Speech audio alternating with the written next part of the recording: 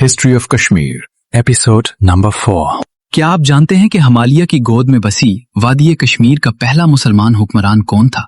वो कौन सा मोड़ था जब लद्दाख के एक बुद्ध शहजादे ने एक दरवेश के हाथ पर इस्लाम कबूल करके तारीख का धारा बदल दिया?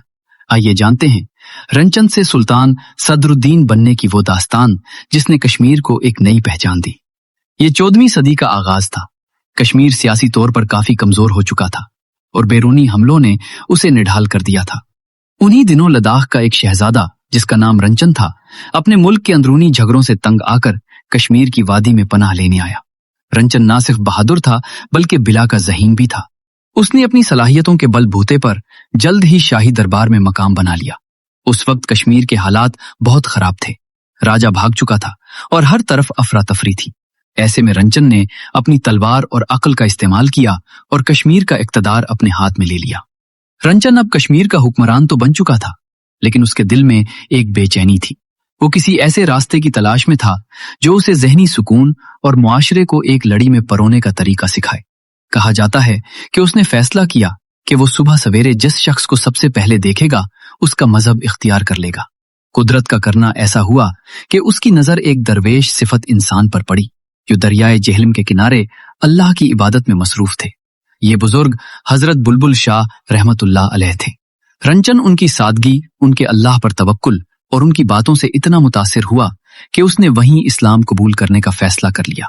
यूं लद्दाख का रंचन तारीख का सुल्तान सदरुद्दीन बन गया और कश्मीर की तारीख में पहली बार किसी मुस्लिम हुक्मरान का सूरज तुलू हुआ।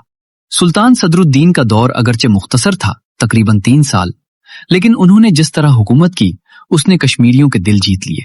सुल्तान ने जात पात और अमीर गरीब के फर्क को खत्म कर दिया।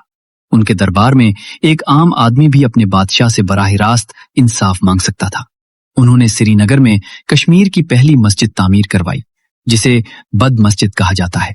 इसके अलावा उन्होंने अपने मुर्शिद के नाम पर बुलबुल लंगर कायम किया जहां गरीबों को मुफ्त खाना खिलाया जाता था।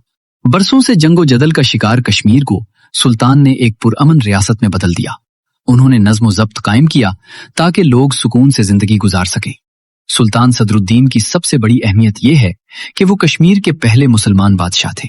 उनके इस्लाम कबूल करने से वादी में एक नई लहर दौड़ी। लोग जो कि पुराने और पेचीदा समाजी निजाम से तंग थे, इस्लाम की बराबरी और सादगी की तरफ खिंचे चले आए।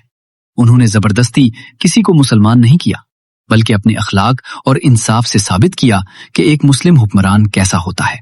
यही वो बुनियाद थी जिस पर आगे चलकर कश्मीर की अजीम इस्लामी सकाफत की इमारत खड़ी हुई।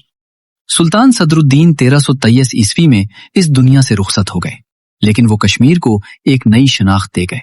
उनका दौरे हुकूमत हमें सिखाता है कि हुकूमत सिर्फ ताकत का नाम नहीं बल्कि दिलों को जीतने और इंसाफ कायम करने का नाम है। आज भी जब कश्मीर की तारीख लिखी जाती है तो सुल्तान सदरुद्दीन का जिक्र एक ऐसे रोशन बाप के तौर पर होता है जिसने अंधेरों में डूबे हुए कश्मीर को उम्मीद की एक नई किरण दी थी।